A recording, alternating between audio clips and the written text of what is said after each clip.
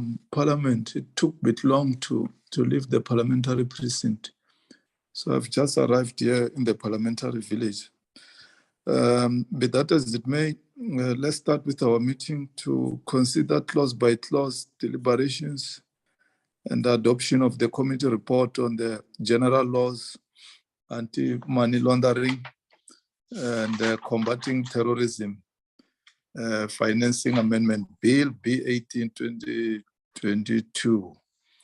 You are all welcome, honorable members, Treasury, FIC, and other entities of that report to National Treasury.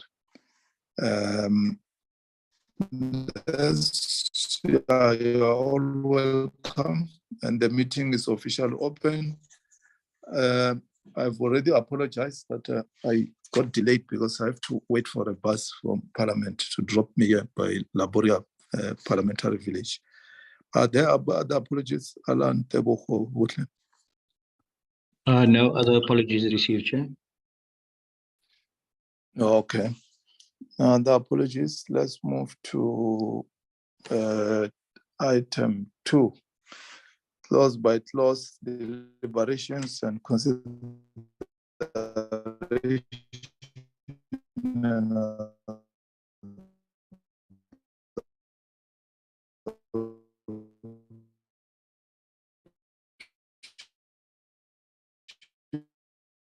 Is it only me? I can't hear the chairperson properly. Yeah, no, he seems to have a connection He's issue. drowning in the Committee network. report on the general laws amendment bill. General laws. Do you have the check 1 2? Check 1 2. Can you hear me now? Yes, you can hear you now, Yes, Chair. we lost you for a minute, but we hear you now. There seems to be a challenge of network here at Bella, Laboria. Check 1 2, check 1 2. Where's the report here, Dr. Zakele? Have you emailed it to us? No, Chairperson, I had not emailed it, but I'm going to email it now. I'd hope that I will share it with you because it's still in a very much draft format. We only received the final inputs from National Treasury today. So it was very limited time to finalize it. Okay, while you are preparing I can email it in this draft format, but I was hoping I'll just put it on the screen and we go through it with the members after you consider clause by clause. Yes. You can flight it in the meantime. While you are flighting the report, let me get an explanation. I'm not sure who's leading the delegation, whether it's the DG in the platform. Treasury, give us an explanation as a parliament. Why does this bill not have a CS report? Number 2, last week we agreed that we are going to send the secretariat, including the researcher, your response the latest Monday evening. You send it today and you expect us to go clause by clause. Why do you do that?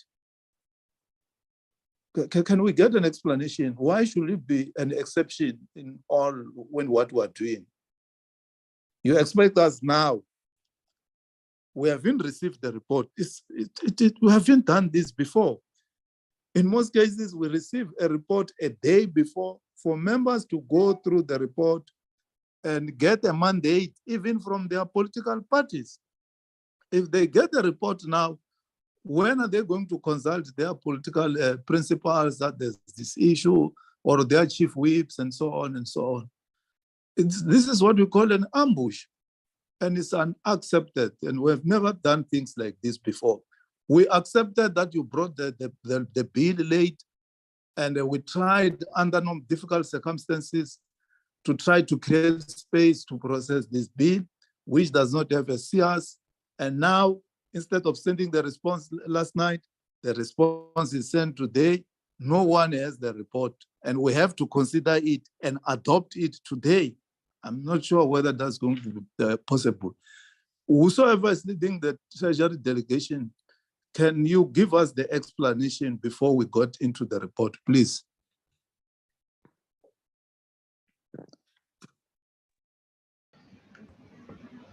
Evening, Chair. This is Vugile Davidson from National Treasury. Chair, if I could just start on the issue of the CS, and I must maybe preference what I'm about to say by saying we've certainly acknowledged just how flexible and accommodating you have been, Chair, and we apologize for the late submission of the documents this time round, Chair. As you would be aware, Chair, as late as this morning, Chair, we were still trying to engage with one or two stakeholders to make sure that everything that we can have something as close as possible to a consensus product as possible. It has been extremely difficult, Chair, just given the wide range of legislative areas this has covered. So I certainly take responsibility for that myself, Chair, and I apologize for the late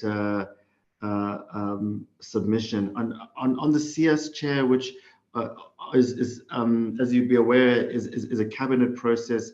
We had received a confirmation or an exemption from cabinet for that aspect, Chair, and that really was just out of recognition of the massive time constraints we were under, and they, I guess, like you, Chair, have been incredibly accommodating, just given the complexity of the bill, covering a number of departments and a number of committees. I would acknowledge, Chair, that is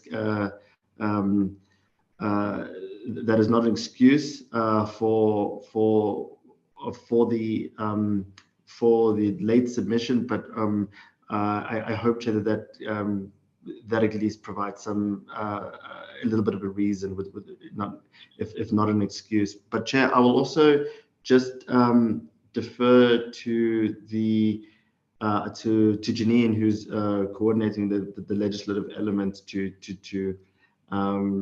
add a little bit on the nature of the engagement and the timing of the submission.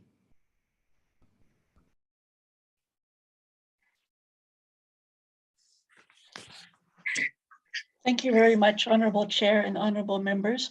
And we certainly acknowledge, the timeframes with the submission of the amendments. We had significant engagements with the Department of Social Development, and in consideration of all of the submissions, particularly on the NPO amendment bill, the NPO amendments in the legislation, to try to ensure that we develop proposals and have included provisions in our document that we circulated to the committee of proposed amendments for consideration that would try to ensure that we sought to address as many of the concerns, particularly raised by the NPO sector, as possible. And so we really had applied our mind and had quite a number of engagements, trying to ensure that the proposals we would submit to the committee would address the concerns and the issues raised in the submissions, which were very important. And we wanted to ensure that the legislative proposals would be very sound and would satisfy the committee, and also, as far as reasonably possible, the stakeholder community. So that was one major area of effort that we took in relation to the proposed amendments. Another aspect that we really engaged on substantially was in relation to the submissions that were relating to the amendments to the Companies Act, in particular those raised in relation to the implications for listed companies and requirements for providing information relating to beneficial ownership. And we certainly ended up having a number of engagements with stakeholders to try to develop appropriate proposals to include to the committee in this regard, as it is a bit of a complex area with different entities and different types of companies that are involved. And so to develop appropriate refinements, we really wanted to make sure that what we would propose would be workable and sound and would address in actual practice the concerns that were raised in the submissions. So that did take a fair bit of engagement, and we also needed to ensure, because it is amending the legislation under the auspices of the Department of Trade, Industry and Competition, and also that's administered by the Companies and Intellectual Property Commission, we certainly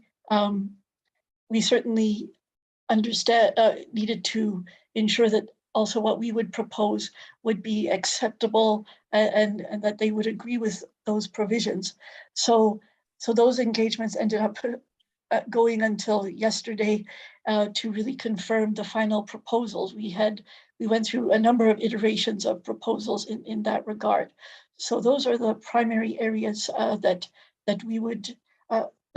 really took quite a bit of work and ended up resulting in taking quite a bit of time to develop the list of amendments that would be submitted to the committee, and we needed to also ensure that they were technically correct. We certainly understand the committee's concern, and the committee will certainly abide by the committee's assessment of how to proceed with the process. But we would certainly be willing to sort of go through the proposals that we submitted to the committee and explain them in detail so that the committee members can understand the proposed refinements and the specific concerns that they're seeking to address in relation to the submissions that have been made to the committee. And we hope that would certainly assist the committee in its deliberations. So we would be very happy to do that for the committee. Thank you very much.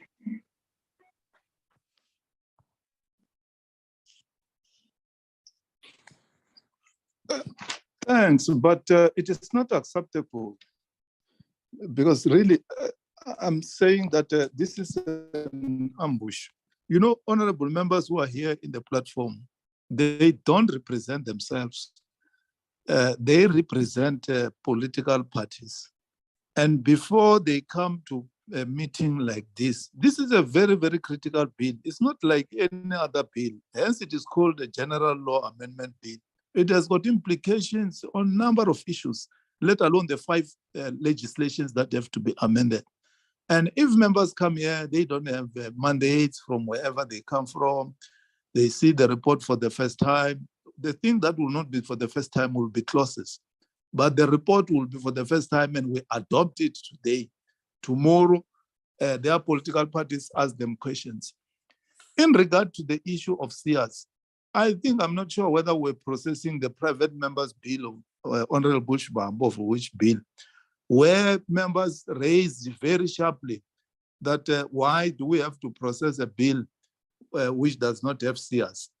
And I think Parliament committed itself that it will try by all means to assist private members who are bringing bills to do a SEARs report.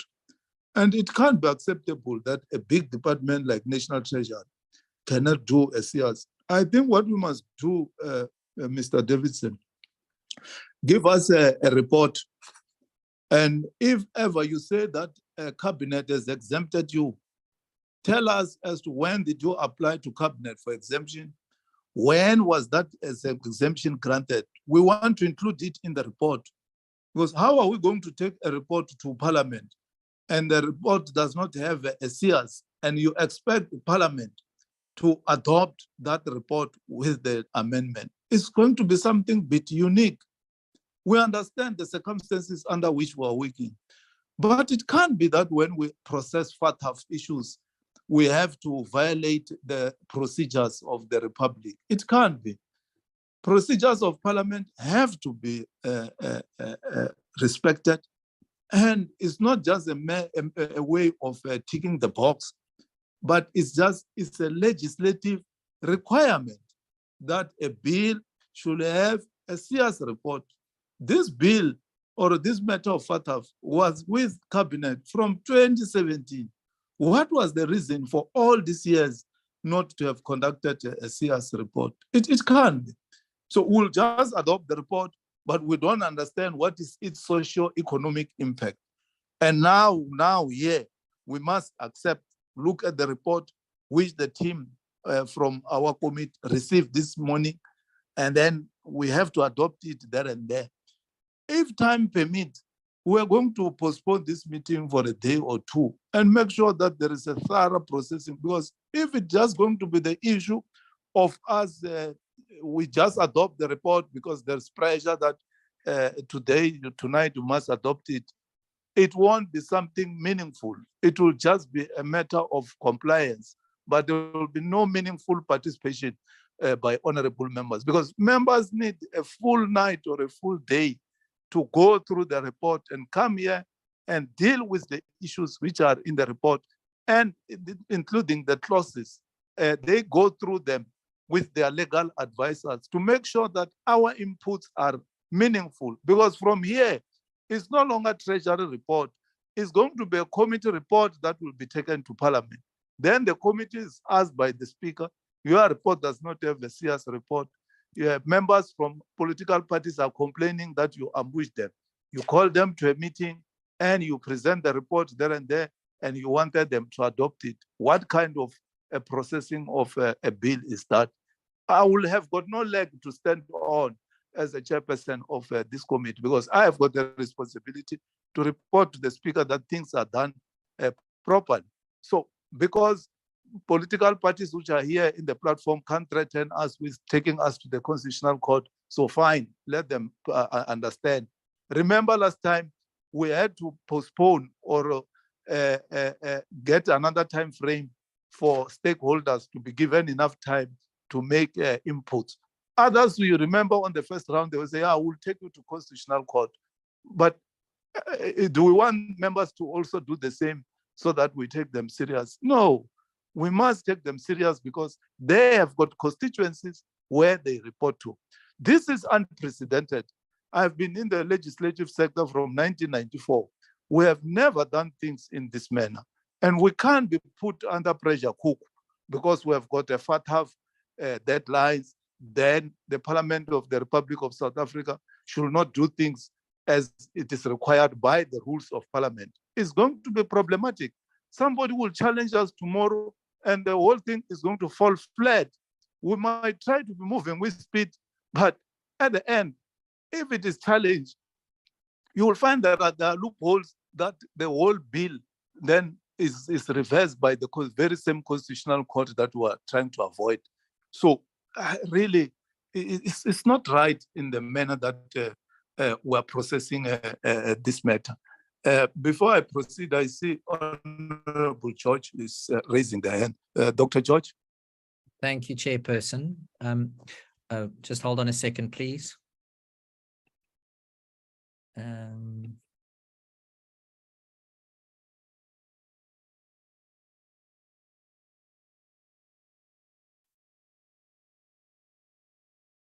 I was just fixing my background. Chairperson, I completely agree with what you've said regarding the process. This delay is not of our making.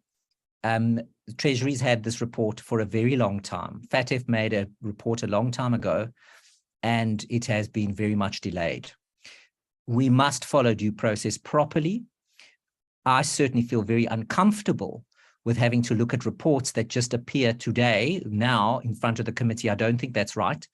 I completely support your sentiment, Chairperson, that due process must be followed and that we must be able to consider these reports carefully and then come with considered views to the committee. So I do not believe that this is regular. I've also been around for a long time, since 2008, on this committee, most of the time. And frankly, this is not how bills should be processed, because we are not supposed to be doing work in a sloppy manner. And this is very much so that. So I share your sentiments, Chairperson, that this is not acceptable and that a proper and robust process needs to be followed so that the people who we represent are satisfied that we have in fact done our job properly as is required by the Constitution of South Africa. Thank you.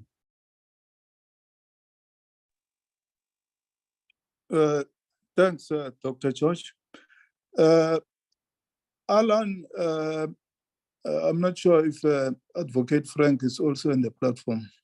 When are we supposed to table this report to Parliament? Because I'm very much uncomfortable that I've never done this thing before, that a report just gets presented and members have to accept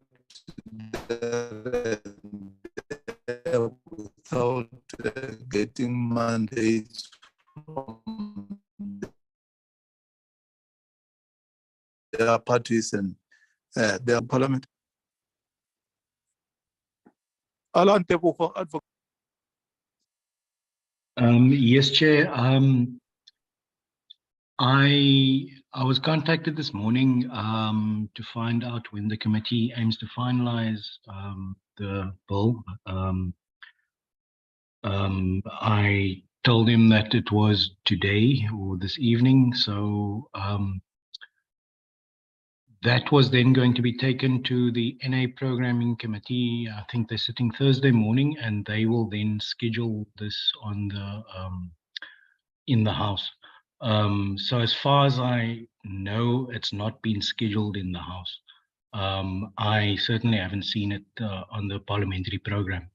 I'm not sure if Frank knows any other than what I know.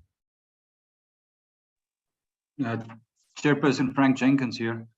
Good evening, honourable members. Good evening, Chair and colleagues. I'm not aware of this being scheduled in the House yet, Chair. I don't know more than Alan on this matter. Thank you.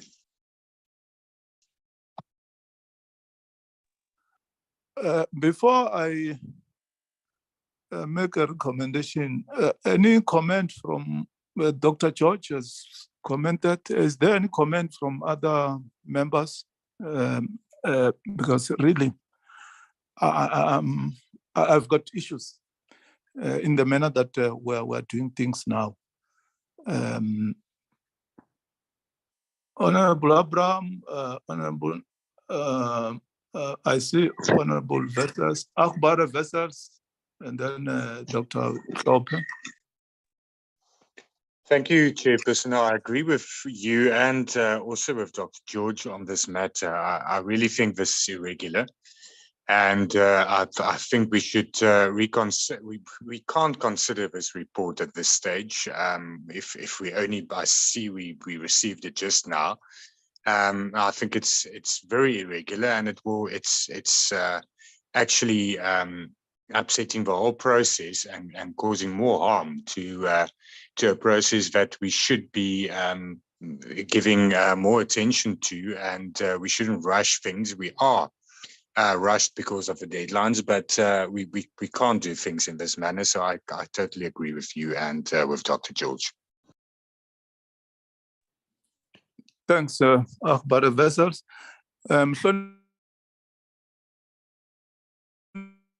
Then I'll summarize. Okay, no. Chair, I don't know if you called my name. Did you call my name, Chair? Okay. Thank you. It is Khosan Atal. Okay. Okay, no, thank you very much, Chair, and good evening to everyone. Yeah, no, Chair, I agree with you.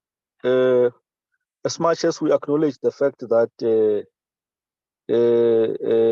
this report is urgent and all that, however, we should also make sure that we do things the right way.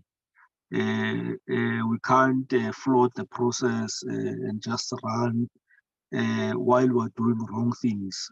As much as we are running against the deadline to make sure that the report gets served in the National Assembly within the prescribed time, but we must make sure that we do correct things. So I don't think we are in a position to consider this report, especially because we don't even have it. We've not even looked at it. We'll be seeing it for the first time when it is being flighted here. So I don't know, can't we look at, can't we perhaps consider it maybe on Thursday evening, maybe after the plenary on Thursday, I don't know, because maybe if we are able to do that on Thursday evening, then it can be submitted on Friday to the responsible, to the programming or whatever team responsible for making sure that the reports get programmed in the NA program. But for today, I don't think we are in a position to consider it if we are to do justice to this particular bill. Thank you very much, Chair. Siyathokoza Mthonishwa Sikhosana. Honorable Abraham. Yes, thanks, Chair. Chair, for me, as much as the issue of time is of the essence, but we should also bear in mind that we are also working in an environment that is highly legislated and regulated. So I think it cannot be that, because sometimes it happens that because we were pressed by time, we make decisions and miss out on very important and critical issues that otherwise could have had our attention had we had enough or sufficient time to look at them.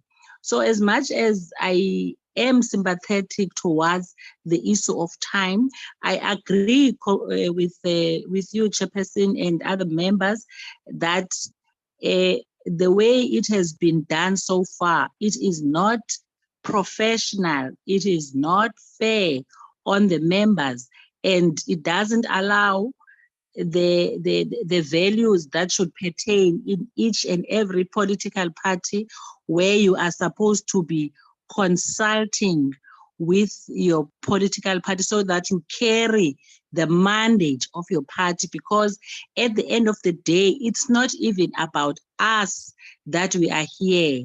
It's about the parties that we represent, as well as the people that have put those parties here.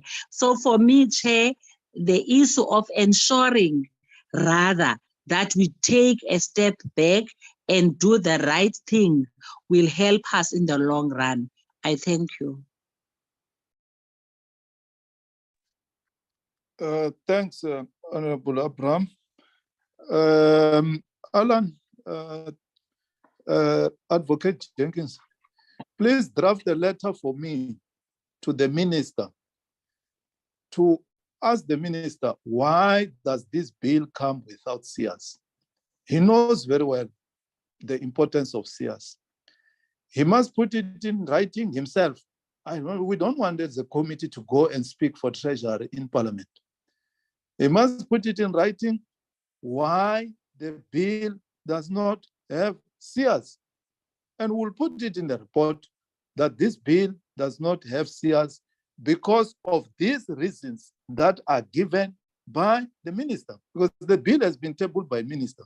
It was not tabled by Vukile and Janine. I think we must understand that this is the minister's bill.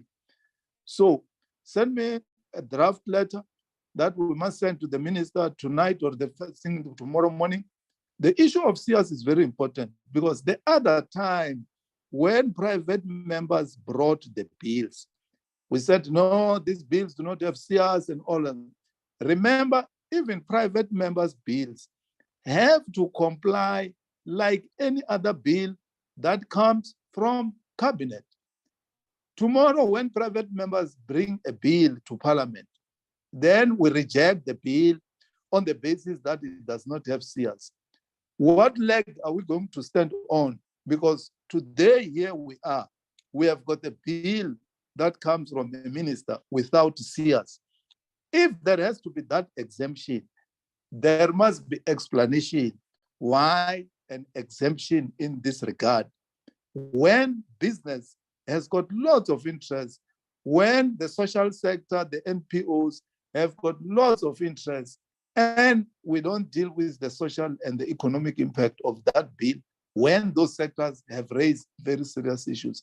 So let's write a letter to the minister for him to speak for himself and say, we didn't go through that and we got an exemption from cabinet, and give explanation why cabinet gave that exemption after this bill has been with cabinet for such a long time.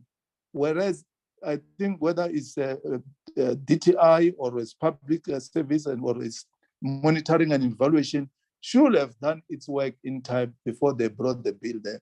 So let's do that in regard to CS. Let's postpone the meeting tonight and meet again. Honorable Skosana is proposing that we meet on Thursday evening. How's the schedule like if we take it to Thursday evening, Alan? Because tomorrow already we have got other business. Chair, I'm just opening the parliamentary program quickly. If you just give me a second. Okay. So, okay, I just need to search. How long do questions to the president take? Because they've got an appetite, members now, to ask the president questions. And Thursday is It means we'll finish. It means we'll finish at 6. Usually, if the president comes, he started what time? He started 2. Is it not allocated 3 hours? Yeah, I think it's 3 hours, Chair. Yes, Chair, we'll finish at 5 o'clock. We'll finish at 5. Okay, Chair, Yeah. I've got the program open here. Thursday is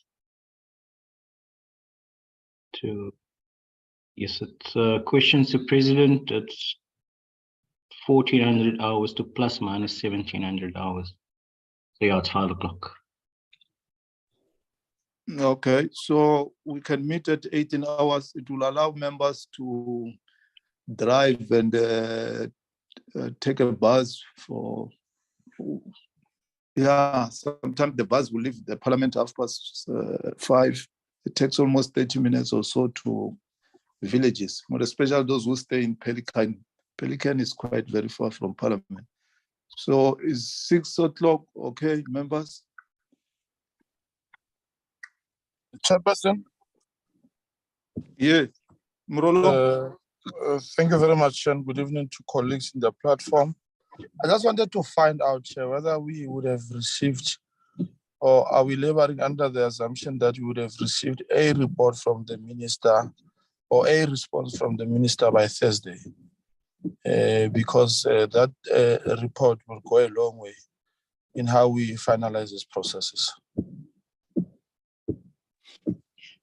Yes, in the letter that I'm going to write, I will explain to him that members expect him to give us the response for a Thursday meeting that is going to take place at 18 hours. So our letter to him will have time frames so that when we come back on Thursday evening, we will have an explanation from the minister. So yeah, that's what we're going to do. Thanks for reminding us, Honorable Mrolo.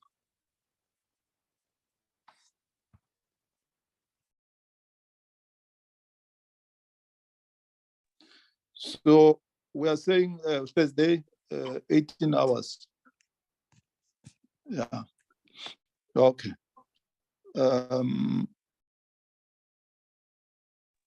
Yes, Chair. Yes, Chair. We're saying 18 hours on Thursday. Okay. Okay. That's the case. It means we'll meet again tomorrow to process the fiscal framework. Let's adjourn this meeting until tomorrow, of course, on the fiscal framework, but on processing this bill, we'll meet again on Thursday, 18 hours. Thanks very much. The meeting is adjourned. Thank you, Chair.